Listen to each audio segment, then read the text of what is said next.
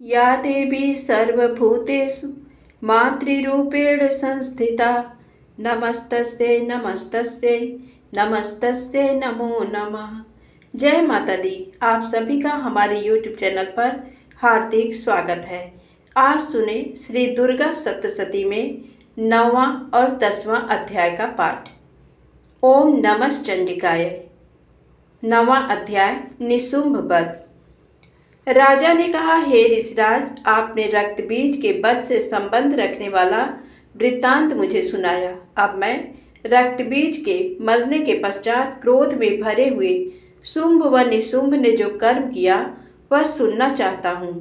महर्षि मेधा ने कहा, रक्त बीज के मारे जाने पर शुंभ और निशुंभ को बड़ा क्रोध आया और अपनी बहुत बड़ी सेना का इस प्रकार सर्वनाश होते देखकर निशुंभ देवी पर आक्रमण करने के लिए दौड़ा।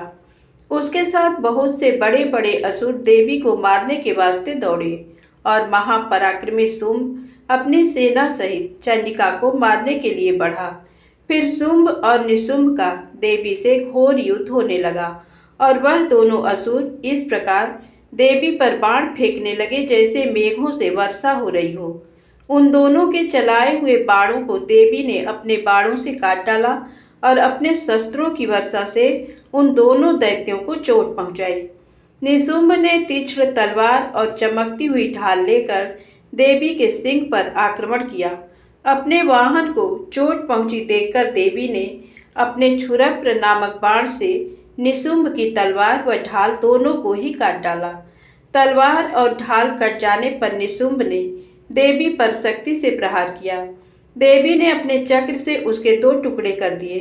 फिर क्या था, दैत्य मारे क्रोध के जल भुन गया और उसने देवी को मारने के लिए उसकी ओर शूल फेंका, किंतु देवी ने अपने मुक्के से उसको चूर चूर कर डाला। फिर उसने देवी पर गदा से प्रहार किया। देवी ने त्रिशूल से गदा को भस्म कर डाला। इसके पश्चात वह फरसा हाथ में लेकर देवी की ओर लपका। देवी ने अपने तीखे बाणों से उसे धरती पर सुला दिया। अपने पराक्रमी भाई निशुंभ के इस प्रकार से मरने पर शुंभ क्रोध में भरकर देवी को मारने के लिए दौड़ा। वह रथ में बैठा हुआ उत्तम आयुधों से सुशोभित अपनी 8 बड़ी बड़ी भुजाओं से सारे आकाश को ढके हुए था। शुंभ को आते देखकर देवी ने अपना शंख बजाया और धनुष की टंकार का भी अत्यंत दुस्सह शब्द किया। साथ ही अपने घंटे के शब्द से, जो कि संपूर्ण दैत्य सेना के तेज को नष्ट करने वाला था, संपूर्ण दिशाओं में व्याप्त कर दिया। इसके पश्चात देवी के सिंह ने भी अपनी दहाड़ से, जिसे सुन बड़े बड़े बलवानों का मद चूर हो जाता था, आकाश, पृथ्वी और 10 दिशाओं को पूरित कर दिया। फिर आकाश में उछलकर काली ने अपने दांतों तथा हाथों को पृथ्वी पर पटका। उसके ऐसा करने से ऐसा शब्द हुआ जिससे कि उससे पहले के सारे शब्द शांत हो गए।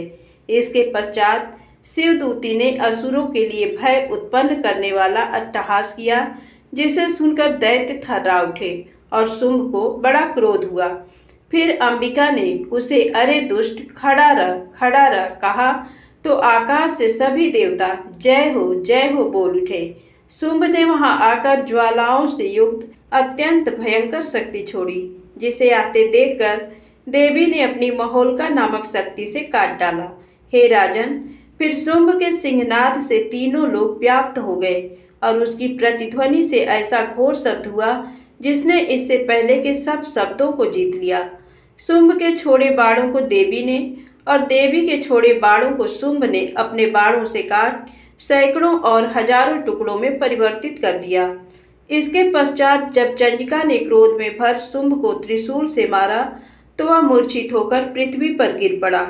जब उसकी मूर्छा दूर हुई तो वह धनुष लेकर आया और अपने बाणों से उसने देवी काली तथा सिंह को घायल कर दिया। फिर उस राक्षस ने 10,000 भुजाएं धारण करके चक्र आदि आयुधों से देवी को आच्छादित कर दिया। तब भगवती दुर्गा ने कुपित होकर अपने बाणों से उन चक्रों तथा बाणों को काट डाला। ये देखकर निशुंभ हाथ में गदा लेकर चंडिका को मारने के लिए दौड़ा। उसके आते ही देवी ने तीक्ष्ण धार वाले खड्ग से उसकी गदा को काट डाला। उसने फिर त्रिशूल हाथ में ले लिया। देवताओं को दुखी करने वाले निशुंभ को त्रिशूल हाथ में लिए हुए आता देखकर चंडिका ने अपने शूल से उसकी छाती पर प्रहार किया और उसकी छाती को चीर डाला। शूल विदीर्ण हो जाने पर उसकी छाती में से एक उस जैसा ही महापराक्रमी दैत्य ठहर जा कहता हुआ निकला। उसको देखकर देवी ने बड़े जोर से ठहाका लगाया। अभी वह निकलने भी न पाया था कि देवी ने उसका सिर अपनी तलवार से काट डाला। सिर के कटने के साथ ही वह पृथ्वी पर गिर पड़ा। तदनंतर सिंह दहाड़ दहाड़ कर असुरों का भक्षण करने लगा और काली शिवदूती भी राक्षसों का रक्त पीने लगी। कौमारी की शक्ति से कितने ही महादैत्य नष्ट हो गए। ब्रह्मांडी के कमंडल के जल से कितने ही असुर समाप्त हो गए। कई दैत्य माहेश्वरी के त्रिशूल से विदीर्ण होकर पृथ्वी पर गिर पड़े और वाराही के प्रहारों से छिन्न भिन्न होकर धराशायी हो गए। वैष्णवी ने भी अपने चक्र से बड़े बड़े महापराक्रमियों का कचूमर निकालकर उन्हें यमलोक भेज दिया और ऐन्द्री से कितने ही महाबली राक्षस टुकड़े टुकड़े हो गए। कई दैत्य मारे गए, कई भाग गए, कितने ही काली शिवदूती और सिंह ने भक्षण कर लिए। 10वां अध्याय शुंभ वध। महर्षि मेधा ने कहा, हे राजन, अपने प्यारे भाई को मरा हुआ तथा सेना को नष्ट हुई देखकर क्रोध में भरकर दैत्यराज शुंभ कहने लगा, दुष्ट दुर्गे, तू अहंकार से गर्व मत कर, क्योंकि तू दूसरों के बल पर लड़ रही है। देवी ने कहा, हे दुष्ट, देख मैं तो अकेली ही हूँ। इस संसार में मेरे सिवा दूसरा कौन है? ये सब मेरी शक्तियाँ हैं। देख, ये सब की सब मुझ में प्रविष्ट हो रही हैं। इसके पश्चात ब्रह्मांडी आदि सब देवियाँ उस देवी के शरीर में लीन हो गईं और देवी अकेली रह गई। तब देवी ने कहा, मैं अपनी ऐश्वर्य शक्ति से अनेक रूपों में यहाँ उपस्थित हुई थी। उन सब रूपों को मैंने समेट लिया है। अब अकेली ही यहाँ खड़ी हूँ, तुम भी यहीं ठहरो। महर्षि मेधा ने कहा। तब देवताओं तथा राक्षसों के देखते देखते देवी तथा शुंभ में भयंकर युद्ध होने लगा। अंबिका देवी ने सैकड़ों अस्त्र शस्त्र छोड़े। उधर दैत्यराज ने भी भयंकर अस्त्रों का प्रहार आरंभ कर दिया।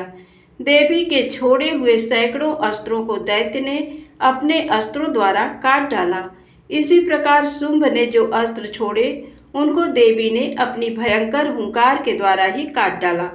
दैत्य ने जब सैकड़ों बार छोड़कर देवी को ढक दिया तो क्रोध में भरकर देवी ने अपने बाणों से उसका धनुष नष्ट कर डाला।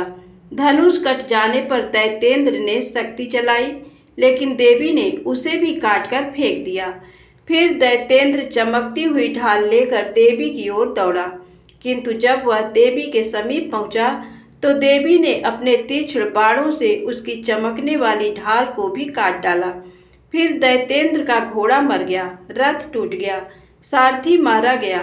तब वह भयंकर मुद्गर लेकर देवी पर आक्रमण करने के लिए चला, किंतु देवी ने अपने तीक्ष्ण बाणों से उसके मुक्तर को भी काट दिया। इस पर दैत्य ने क्रोध में भरकर देवी की छाती में बड़े जोर से एक मुक्का मारा। दैत्य ने जब देवी को मुक्का मारा तो देवी ने भी उसकी छाती में जोर से एक थप्पड़ मारा। थप्पड़ खाकर पहले तो दैत्य पृथ्वी पर गिर पड़ा, किंतु तुरंत ही वह उठ खड़ा हुआ। फिर वह देवी को पकड़कर आकाश की ओर उछला और वहां जाकर दोनों में युद्ध होने लगा। वह युद्ध ऋषियों और देवताओं को आश्चर्य में डालने वाला था। देवी आकाश में दैत्य के साथ बहुत देर तक युद्ध करती रही। फिर देवी ने उसे आकाश में घुमाकर पृथ्वी पर गिरा दिया। दुष्टात्मा दैत्य पुनः उठकर देवी को मारने के लिए दौड़ा। तब उसको अपनी ओर आता हुआ देखकर देवी ने उसकी छाती विदीर्ण करके उसको पृथ्वी पर पटक दिया। देवी के त्रिशूल से घायल होने पर उस दैत्य के प्राण पखेरु उड़ गए और उसके मरने पर समुद्र, द्वीप, पर्वत और पृथ्वी सब कांपने लग गए। तदनंतर उस दुष्टात्मा के मरने से संपूर्ण जगत प्रसन्न व स्वस्थ हो गया तथा आकाश निर्मल हो गया। पहले जो उत्पात सूचक मेघ और उल्कापात होते थे वह सब शांत हो गए उसके मारे जाने पर नदियां अपने ठीक मार्ग से बहने लगीं। संपूर्ण देवताओं का हृदय हर्ष से भर गया। गंधर्वियों सुंदर गान गाने लगीं, गंधर्व बाजे बजाने लगे और अप्सराएं नाचने लगीं। पवित्र वायु बहने लगी, सूर्य की कांति स्वच्छ हो गई।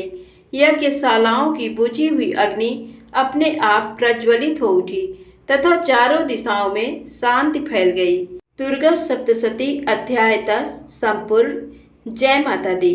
यदि आप कथा को श्रवण करते हैं तो कृपया लाइक अवश्य करें और चैनल को सब्सक्राइब भी करें। जय माता दी।